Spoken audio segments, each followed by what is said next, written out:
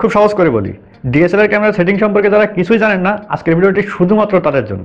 Aperture, shutter speed, ISO, white balance, এই সমস্ত জিনিস যাদের মাথার ভিতরে একদমই ঢোকে না, বাট মনের ভিতরে ইচ্ছা রাখেন একটা ভালো ছবি তুলবো ক্যামেরা দিয়ে, ডোন্ট ওয়ারি, আজকের এই ভিডিওতে মাত্র 5 মিনিটের ভিতরে আপনাদেরকে পানির মতো সহজ ভাষায় ডিএসএলআর ক্যামেরার প্রত্যেকটা সেটিং একেবারে A to Z বোঝানোর চেষ্টা করব। আজকের ভিডিওতে যদি আপনি সম্পূর্ণ শেষ পর্যন্ত দেখতে পারেন, আমি গ্যারান্টি দিচ্ছি আপনাদেরকে ডিএসএলআর ক্যামেরাতে আপনি মাস্টার হয়ে যাবেন। মাস্টার না হলে অ্যাটলিস্ট শিক্ষক হবেন। মাস্টার শিক্ষক তো একই কথা। যাই হোক, মেইন কথা হচ্ছে আজকের ভিডিওতে আপনি সম্পূর্ণ শেষ পর্যন্ত দেখতে পারেন, যে কোনো সিচুয়েশনে, সেটা আপনি আউটডোর হোক, ইনডোর হোক, অথবা স্টুডিওর ভিতরে হোক, যে কোনো সিচুয়েশনে ডিএসএলআর ক্যামেরা দিয়ে বেস্ট পিকচার তুলতে পারবেন। আপনি যে ক্যামেরাই ব্যবহার করেন না কেন, ক্যানন, নিকন, সনি, সকল ক্যামেরা ইউজারদের জন্য আজকের ভিডিওটি খুবই গুরুত্বপূর্ণ হবে। So welcome back guys, fantastic tech and photography চ্যানেলের নতুন একটি ফ্যান্টাস্টিক ভিডিওতে আপনাদের সবাইকে স্বাগত। যারা এখনও পর্যন্ত আমাদের এই ছোট্ট চ্যানেলটিকে সাবস্ক্রাইব করেননি, তারা নিচ থেকে ঘোষণ করে আমাদের চ্যানেলটিকে সাবস্ক্রাইব করে দিন। তাহলে আমরা রেগুলারলি যেসব ডিএসএলআর সংক্রান্ত সুন্দর সুন্দর ভিডিও আপলোড করি, সেগুলো সবার আগে আপনার কাছে পৌঁছে যাবে। চলেন কথা না বাড়িয়ে দ্রুত ভিডিওটি শুরু করা যাক। সো ফার্স্ট অফ অল আপনারা ক্যামেরাটা হাতে নেবেন। হাতে নেওয়ার পরে উপরে দেখতে পাবেন একটা ডায়াল দিং। এই ডায়াল দিংয়ের উপরে অনেক কিছু লেখা রয়েছে, আপনার অত কিছু বোঝার দরকার নেই। জাস্ট একটা এম লেখা দেখতে পাবেন, এই এম লেখাটা সাদা দাগে সোজা নিয়ে এসে আপনারা ক্যামেরাটা অন করে দিবেন। অন করে দেওয়ার পরে এখানে আমরা সমস্ত সেটিং দেখতে পাচ্ছি। তো প্রথমে যে সেটিংটা, সেটা হচ্ছে শাটার স্পিড।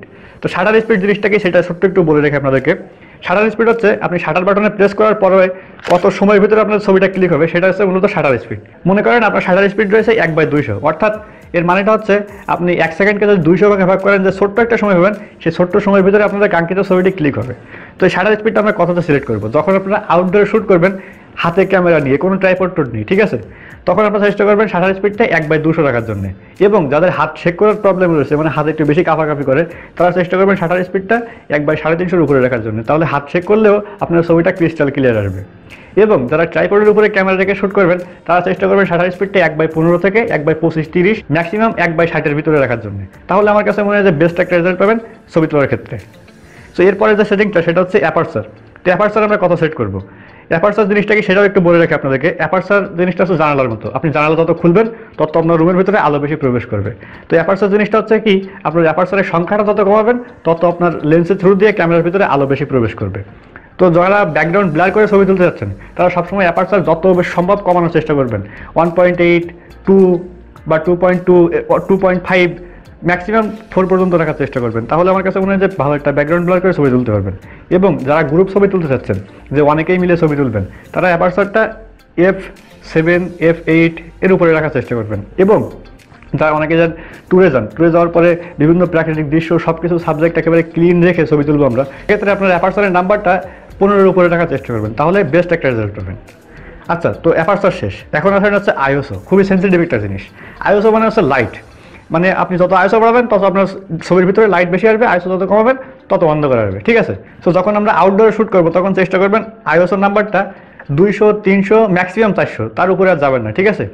আর মনে করেন যে এখন আকাশে একটু মেঘ রয়েছে, লাইট কম আসছে, সূর্যের আলো পড়তেছে না তেমন একটা, সেক্ষেত্রে আপনার আইএসও ম্যাক্সিমাম 600, 700 পর্যন্ত যেতে পারেন, নো প্রবলেম, বাট তার উপরে যাওয়ার চেষ্টা করবেন না। এবং যখন আপনার ইনডোরে শ্যুট করবেন, লাইট কম রয়েছে, ওয়েডিং শ্যুট করতেছেন, সেক্ষেত্রে আপনারা মানে আইএসওর নাম্বারটা মোটামুটি 800-র কাছাকাছি রাখার চেষ্টা করবেন। 800-এর উপরে গেলে হবে কি, আপনার ছবিতে একটা নয়েজ চলে আসবে, যে কারণে আপনার ছবিটা দেখতে খুব একটা বেশি ভালো লাগবে না। বাট এমন অনেক সিচুয়েশন আসে, যেরকম সিচুয়েশনে শুধু ছবিটাই মুখ্য বিষয়, সে ছবিতে নয়েজ আসে কি না আসে সেটা খুবই গুরুত্বপূর্ণ ম্যাটার করে না। যেমন ধরেন কোথাও একটা আগুন লেগে গেছে, বা কোথাও একটা ঝগড়া হচ্ছে, বা এরকম একটা ইন্টেনশন মোমেন্ট, যেখানে আপনার একটা ছবি তুলতেই হবে, ছবি খারাপ হোক ভালো হোক একটা ছবি তুলতে হবে, সেক্ষেত্রে আপনার আইএসওর নাম্বারটা 1600, 2400, যে কোনো একটা সংখ্যায় নিয়ে যেতে পারেন। বাট যদি ভালো ছবি চান, তাহলে আমি আপনাদেরকে রেকমেন্ড করবো আইএসও নাম্বারটা 800-এর উপরে যাওয়ার চেষ্টা করবেন না। আপনার শাটার স্পিডটা কমিয়ে কিন্তু আইএসও জিনিসটা কন্ট্রোল করতে পারবেন। তাই চেষ্টা করবেন আইএসও নাম্বারটা সবসময় আউটডোরে শ্যুট করার ক্ষেত্রে 200, 400-এর ভিতরে সীমাবদ্ধ রাখার জন্য, এবং ইনডোরে শ্যুট করার সময় ম্যাক্সিমাম 800 পর্যন্ত রাখার জন্য। তাহলে আমার কাছে মনে হয় যে বেস্ট একটা ছবি পাবেন। সো এরপরে যে জিনিসটা, সেটা হচ্ছে পিকচার স্টাইল। পিকচার স্টাইল আমরা কি সিলেক্ট করবো, এটাও খুবই গুরুত্বপূর্ণ একটা বিষয়। তো এখানে দেখতে পাচ্ছেন পিকচার স্টাইলের ভিতরে বেশ কিছু অপশন রয়েছে। যেমন প্রথমে রয়েছে অটো, তারপরে রয়েছে হচ্ছে স্ট্যান্ডার্ড, দেন হচ্ছে পোর্ট্রেট, তারপরে ল্যান্ডস্কেপ, এরকম অনেকগুলো সিস্টেম রয়েছে। তো আপনারা যদি পোর্ট্রেট ছবি তুলতেছেন, অর্থাৎ ব্যাকগ্রাউন্ড ব্লার করে শুধুমাত্র একজন সাবজেক্টের ছবি তুলবেন, সেক্ষেত্রে আপনারা পোর্ট্রেট সিলেক্ট করে দিবেন। দেন আপনারা যদি সব স্টাইলে একই ছবি তুলবেন, সেক্ষেত্রে আপনার স্ট্যান্ডার্ডটা সিলেক্ট করে দিতে পারেন। আর যাদের এত কিছু জানার দরকার নেই, তারা সবসময় অটোতে দিয়েই সিলেক্ট করে ছবি তুলতে পারবেন, নো প্রবলেম। দেন এরপরে আসা হচ্ছে হোয়াইট ব্যালেন্স, খুবই গুরুত্বপূর্ণ একটা জিনিস। তো হোয়াইট ব্যালেন্স একটু ক্রিটিক্যাল টাইপের জিনিস, এটা সম্পর্কে আমাদের চ্যানেলে একটা ডেডিকেটেড ভিডিও রয়েছে, সেই ভিডিওটা দেখলে আপনারা খুব ভালোভাবে বুঝতে পারবেন। বাট যারা কিছুই বোঝেন না তাদেরকে আমি রেকমেন্ড করবো সবসময় হোয়াইট ব্যালেন্স অটোতে রাখতে। অটোতে মোটামুটি ভালো একটা রেজাল্ট পাওয়া যায়, খুব বেশি খারাপ রেজাল্ট আসে না। দেন পরের যে সেটিংসটা সেটা হচ্ছে ফোকাস সিস্টেমটা। এইটা কিন্তু খুবই গুরুত্বপূর্ণ একটা সিস্টেম, যে আমরা কোন ফোকাস সিস্টেমটা অ্যাপ্লাই করব। ধরেন আপনার সাবজেক্ট স্থির রয়েছে, যেমন আমি একেবারে স্থির থেকে ভিডিওটা করতেছি, এই ক্ষেত্রে আপনারা ওয়ান শট ইউজ করবেন। দেন মনে করেন আপনার সাবজেক্টটা একটু নড়াচড়া করছে, যেমন ছোটো বাচ্চারা একটু নড়াচড়া করে বেশি, ছবি তোলার সময় ওদের বলেও স্থিরভাবে বসানো যায় না, তো সেক্ষেত্রে আপনারা এআই ফোকাসটা ব্যবহার করবেন। এবং ধরেন একটা ছবি তুলবেন, আপনার সেখানে রানিং সাবজেক্ট রয়েছে, লাইক কেউ একটা মোটরসাইকেল করে যাচ্ছে বা খেলাধুলা করতেছে, ফুটবল খেলতেছে, সেই অবস্থায় আপনি একটা ছবি ক্লিক করবেন, সেই সময় চেষ্টা করবেন এআই সার্ভোটা রাখার জন্য, তাহলে বেস্ট একটা রেজাল্ট পাবেন। তারপরে যে সেটিংসটা সেটা খুবই গুরুত্বপূর্ণ একটা সেটিং, এটা হচ্ছে আপনার সিঙ্গেল শুটিং, তারপরে কন্টিনিউয়াসলি শুটিং। সেটা হচ্ছে যে আপনি যদি একটা ছবি তুলতে চান তাহলে সিঙ্গেল সেটিংটাই আপনি হচ্ছে সিলেক্ট করে রেখে দিবেন, এবং আপনি যদি চান যে আমি 1 সেকেন্ডের ভিতরে 4টা 5টা 7টা তার বেশি ছবি তুলবো, সেক্ষেত্রে আপনারা কন্টিনিউয়াস শুটিংটা অন থেকে ছবি তুললে আপনার 1 সেকেন্ডের ভিতরে মোটামুটি 4টা 5টা 6টা 7টা পর্যন্ত যে ক্যামেরাতে যেরকম ফ্যাসিলিটিস রয়েছে সেই অনুযায়ী ছবি উঠবে। তারপর আপনাদের চান যে টাইমার সেট করে দিয়ে ছবি তুলবেন, সেক্ষেত্রে আপনার এখান থেকে টাইমার দিতে পারেন, রিমোট কন্ট্রোলের ভিতরে আপনারা ছবি তুলতে পারেন। যাই হোক, আমরা মোটামুটি স্থির ছবি তুলতে চাইলে মানে একটাই ছবি তুলবো, সেক্ষেত্রে আপনারা সিঙ্গেলটাই সিলেক্ট করবেন। এবং যদি আপনারা মনে করেন না 1 সেকেন্ডের ভিতরে আমরা অনেকগুলো ছবি তুলবো, সেক্ষেত্রে আপনারা মাল্টিপল সিলেক্ট করতে পারেন। তারপরে খুবই গুরুত্বপূর্ণ একটা সেটিং, সেটা হচ্ছে মিটারিং মোড। নর্মালি যারা কিছুই বোঝেন না তারা এই যে ফার্স্ট যে মিটারিং মোডটা, ইভ্যালুয়েটিং মিটারিং মোড, এটা সিলেক্ট করে দিবেন। এবং যারা পোর্ট্রেট ছবি তুলতে চাচ্ছেন তারা চেষ্টা করবেন স্পট মিটারিং মোডটা ব্যবহার করার জন্য। আমার কাছে মনে হয় এটা সিলেক্ট করে রাখলে বেশ ভালো একটা রেজাল্ট পাবেন। বাট নর্মালি ইভ্যালুয়েটিং মিটারিং মোডটা অন থেকে ছবি তুললে আপনারা ভালো রেজাল্ট পাবেন। এরপরে খুবই গুরুত্বপূর্ণ একটা জিনিস, সেটা হচ্ছে আমরা কোন ফাইলে ছবি তুলবো, র ফাইলে ছবি তুলবো নাকি জেপিজিতে ছবি তুলবো, এটা কিন্তু খুবই গুরুত্বপূর্ণ একটা বিষয়।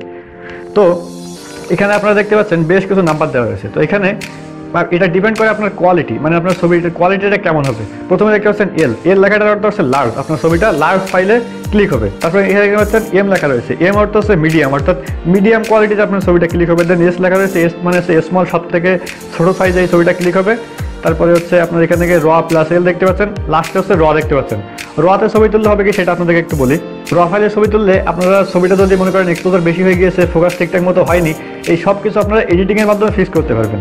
বাট আপনারা যদি এল এর ছবি তোলেন বা হচ্ছে এম এর ছবি তোলেন, এস এর ছবি তোলেন, সেক্ষেত্রে আপনারা এই যে এক্সপোজার ব্যালেন্স বা হোয়াইট ব্যালেন্স পরবর্তীটা চেঞ্জ করতে পারবেন না, যদিও পারবেন বাট খুব একটা বেশি ভালো পারবেন না। যদি আপনারা রতে ছবি তোলেন তাহলে এক্ষেত্রে এটা সুন্দরভাবে আপনারা সিলেক্ট করে রেখে এডিটিংটা করতে পারবেন। আপনারা ছবি তোলার সময় যদি কোনো ভুল করেন সেক্ষেত্রেও খুব একটা বেশি সমস্যা হবে না, আপনারা ওই ছবিটা এডিটিংয়ের মাধ্যমে সুন্দর করে ফিক্স করতে পারবেন।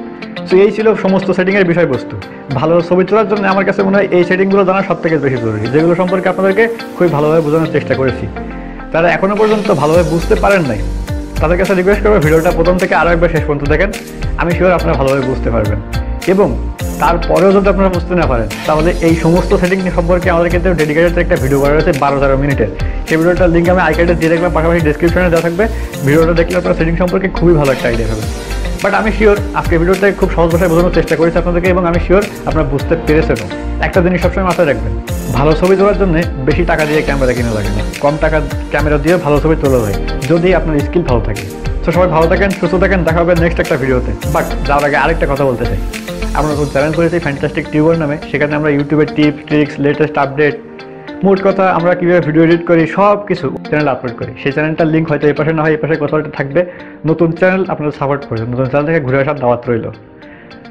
সবাই ভালো থাকেন, সুস্থ থাকেন, দেখা হবে অন্য একটি ফ্যান্টাস্টিক ভিডিওতে। আল্লাহ হাফেজ।